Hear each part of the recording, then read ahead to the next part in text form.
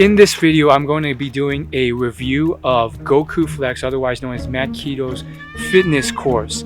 Matt Kido is a top YouTube bodybuilding YouTuber who I followed for many years, and I joined his coaching program, which goes for 3 months, and I am going to tell you if it was worth it or it wasn't worth it. As a fan of upfront conclusions, I'm going to say it wasn't worth it for anyone else considering buying it, and I'll go into reasons why. It was worth it for me though, because despite all the issues with it, for me going from a complete beginner to someone who is doing a lot of things wrong, and then still taking a coaching program that semi sucks or is not perfect, I still learned and gained a lot. Okay, so going into the details why it wasn't worth it, I think the biggest issue with it is that turns out for those 3 months, all you get is text message access to him, and limited text message access at that. So what I mean by that is he's basically just able to text message you. You cannot go on a video call with him. You can't do audio message with him. And because of that, you don't even really get a human connection coaching from. He's one of the only Asians on YouTube, so I relate to him, who has a very jacked body. And just to clear out some other confusion, because a lot of these anonymous YouTube comments in my previous content, they'll sometimes post some nasty things, making a bunch of assumptions about me or others, and that's just not true. One comment was, hate to break your heart, but he's on steroids. Well, first off, I never said I wanted to look just like him or even close to it. So that's a false assumption that I want to look like him. I just want to improve my fitness. And I'm not going to go into all these assumptions and all these details because YouTube attention span is short. So the retention rate on these videos, most people drop off in the first minute. So I'm going to try and keep this under like 5-10 minutes. But just to give you some ideas, don't jump to conclusions about people. Another thing is he gave no evidence that this guy was on steroids. I still support him a lot, and I followed him much longer than this anonymous comment, and he's claimed he's natural, and I believe him. So that's that. Now going into some other reasons why I didn't feel like the course, the coaching was fully worth it, was because of the limited text messaging. Specifically, I initially texted him once every other day with fairly simple questions that would take him 10 seconds to respond to. After like a week or two, he told me that was too much and to limit questions to once a week. And to just, send all the questions once a week. So I would send him 3 a week, and maybe sometimes only 2 a week. And when that happened, he would sometimes miss questions. His answers were very short. It really felt clear to me that he was skimming those questions and then giving these really quick replies. The grammar wasn't great. It was all in lowercase. It was just a few words. And there could be a lot of reasons for that. One, it doesn't seem like he's ever really had to work in the real corporate world for long. So in my experience working in the real world, normal office jobs, that would never fly. He may have just never gotten that feedback that was not okay, or that's not, ideal. And then 2, maybe he's just juggling so many different clients that he has a lot of trouble keeping up with all of it. So he's just skimming them and creating a lower quality of service, or maybe that's just his standard level of excellence. I asked him, is it ridiculous if I could just get a little bit of proof that it's you? And he said, yes, it is ridiculous. It's me. I coach people personally. And I felt that was kind of unfair, or just lacked a lot of empathy. Like, for me, all I get are text messages from him. How can I even confirm you're not outsourcing this to someone else? And I told him like this, I'm very let down, looking up to you for years, and just like for you to not even spend 2 seconds to send an audio message thanking me and proving it's you. And so it was just kind of weird. Then he sent me some unsent messages back, and then seems like that means he said something emotionally that he didn't like, so he revised it. So the whole thing was kind of strange. I really think that you can get much more interactive real coaching with a real person in person or via video or phone call for a lot less than I paid. I think I paid around $600 for this for 3 months. And despite all that, I really do think it was still worth it for me. Like I said, even if the coaching isn't that great, and it wasn't, because I was failing in so many areas and not realizing it, I still saw substantial gains, in my opinion. And I don't care what some anonymous YouTube commenter hiding behind his keyboard saying about, oh, I don't see any gains. I saw gains. I'm pretty impressed. And so in that way, I think it was worth it. I wouldn't do it again. I'd probably find someone more interactive, more invested. I don't feel like he really cared that much. He was just, churning as many clients as he could to make money. And it was just kind of a contrast from the warm, bubbly, upbeat persona he's portrayed online. And some major things that I was doing wrong that I didn't realize was I wasn't getting close to 160 grams of protein per day. I was probably only getting like 80 if I was lucky on average. And it sounds simple, but you never weigh the importance of that until now, where I paid so much money that I felt accountable. And then there were other things too, like just eating, getting all the workouts in. Because I paid so much for the coaching, I went to the gym 5 days a week. I did the whole workout. Now the workout itself, it wasn't that unusual. You could probably find similar workouts of similar quality for $20 in those ebooks and PDFs online. So in terms of the exercises themselves, none of it was like too crazy or too outstanding. So basically, what you're paying for is really just confirmation of what you do right and what you do wrong. And I was a theory junkie. I knew all the knowledge about fitness, but there were certain things I wasn't doing that I knew I should, and I wasn't weighing them with enough importance. So in conclusion, I think I'm going to be on a much better path now. I still don't think the coaching was worth it for me, but it was worth it for me, but not for you. I would recommend just find something more affordable and interactive. And if I were to do a second coaching in the future, it would be with someone else. And yeah, I'm very proud of myself because on top of all that, I told him I'm coming from a more beginner standpoint. I'm also traveling during this whole time. As you can see, here I am in this beautiful park, and I've been traveling for the last couple years, and I will continue traveling for the next 2 years. So every place I go, it's a different gym, it's a different place, which makes it hard to cook and eat and hit those macros. 160 grams of protein and 65 grams of fat. Those were very tough to hit, but I still hit them. So I'm very proud of myself. And I felt like there was a bit of a lack of empathy from him. Oftentimes the response, if I expressed any of that, how difficult, was just, my other clients do it, it's fine. There's sacrifices that need to be made if you want to achieve this, and it's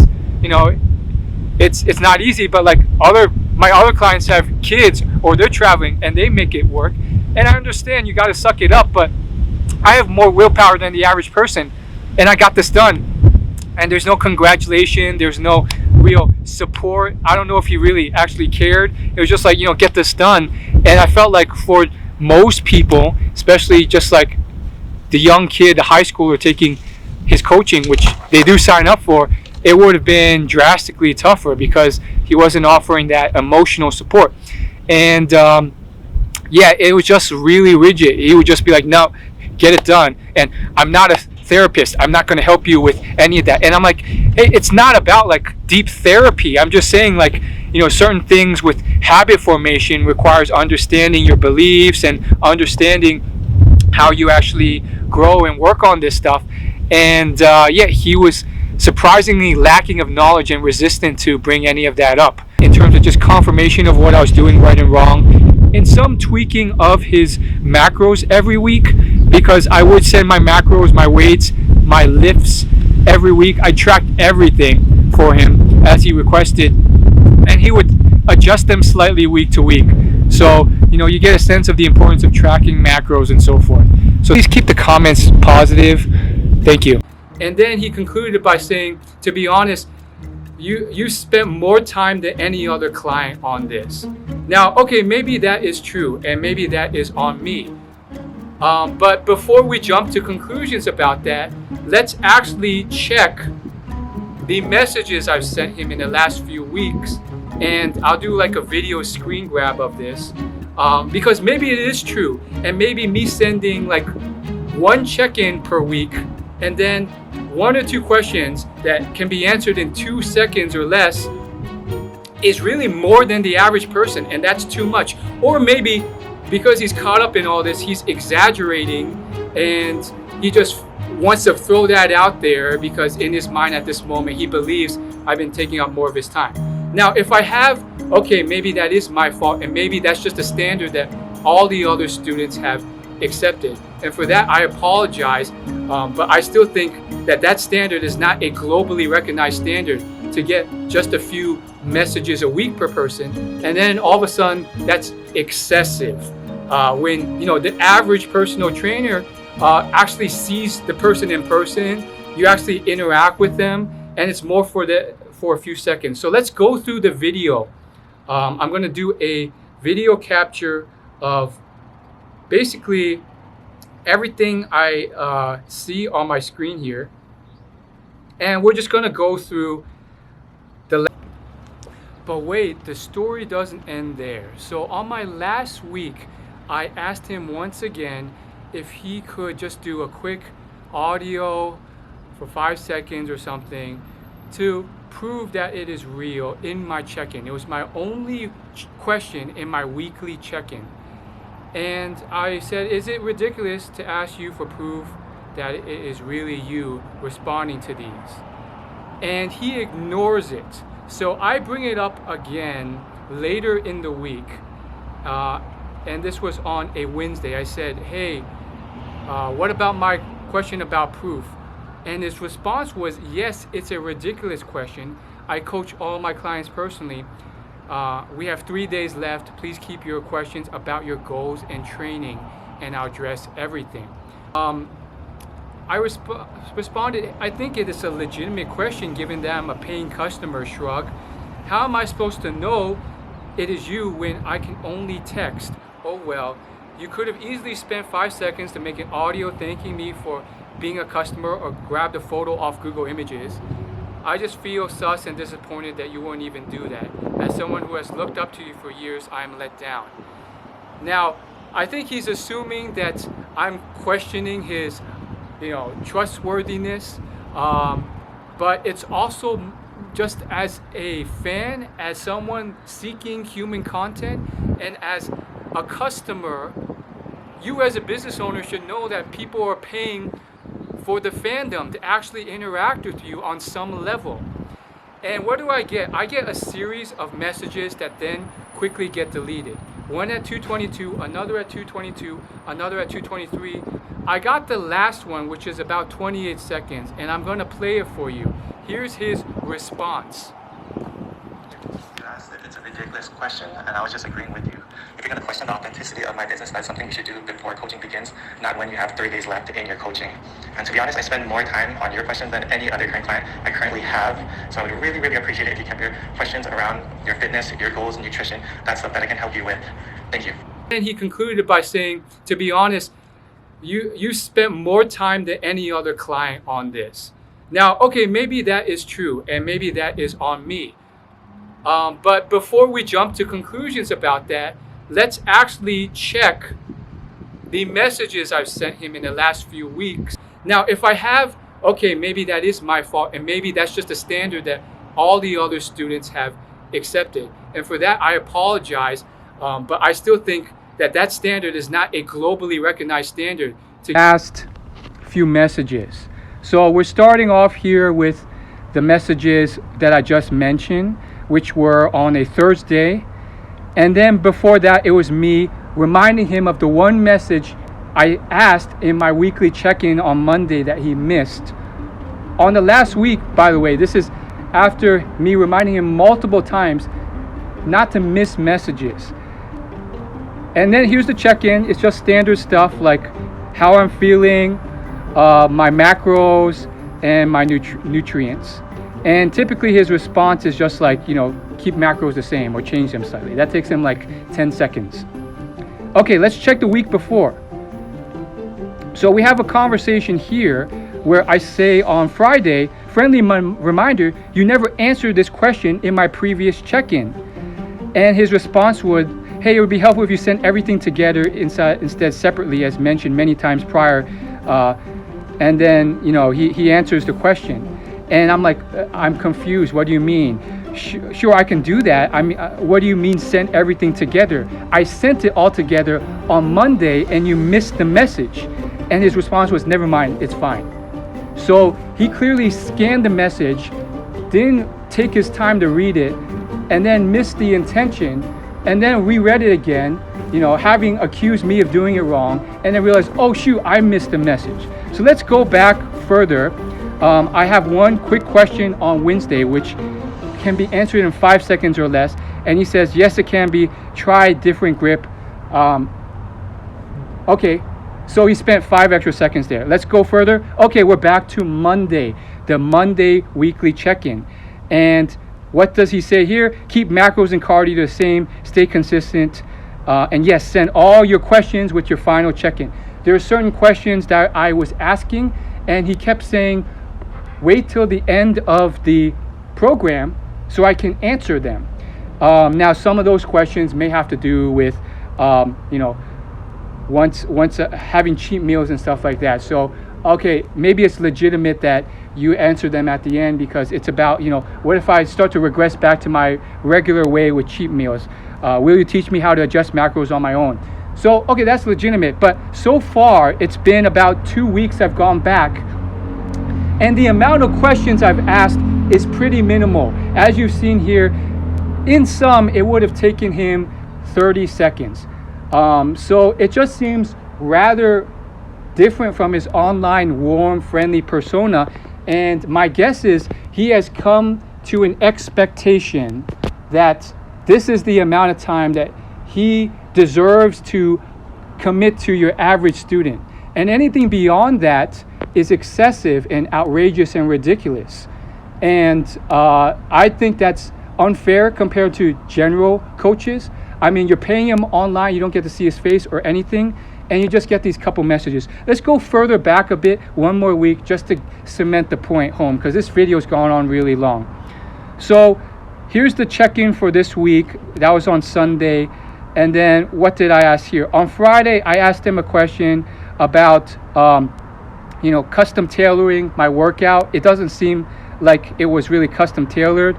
And someone I would talk to told me the same thing. So I felt like I just bring this up to you. What do you think? He gave a response that was about a couple sentences long. Probably took him like 10 seconds to read, 10 seconds to respond to. And the point was, you have to take some sacrifice to hit your goals. Okay, what else did I ask?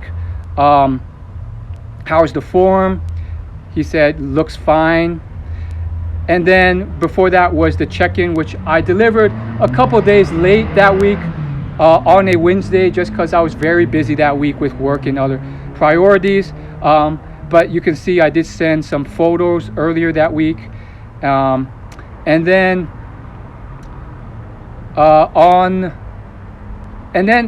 the next message is the week before that. So clearly this week I didn't send that many messages either. Let's look at the week before that. How is my form? It's a short video on the form of my hamstring curl. His response was 3 words. Yes, you can. To a question of, is the form correct? And do I change it to another routine? What if I get tired or used to this routine? So what I sent 2 questions, what if I get tired and I want to switch to a new routine? And then is the form correct on this? And this was the next week before this, Thursday. He only responds to the first question with 3 words. Yes, you can. And he misses the second question. So then he responds to it a bit later, actually. He says, yes, looks fine. And then, I think you get the point here. The week before, so scrolling up a bit more, his last response to that was to my check-in on freaking Monday with a response of 2 sentences, basically: thanks, Will, let's get back on your macros again this week. So he adjusted my macros: 250, 70, 160, keep cardio the same. But now you have a sense for what he will tolerate and what he will not tolerate. And what he will not tolerate seems to be beyond maybe 2 minutes. 2 minutes is generous. 1 minute total of time invested per week in answering text messages. That's what you get for paying hundreds of dollars for fitness coaching. So unfortunately, I'm very disappointed. As someone I've looked up to, I threw him the ball multiple times to recuperate and recover and still be that role model. And I'm just disappointed in that. I think it was just a mixture of a difference of expectations, a difference of what he's willing to commit, a lack of empathy, a lack of care. He doesn't seem to really care, and I'm really disappointed. I really wish I didn't have to make this. I really wanted to look up to him and have a positive experience. But it is what it is. I wish him the best of luck.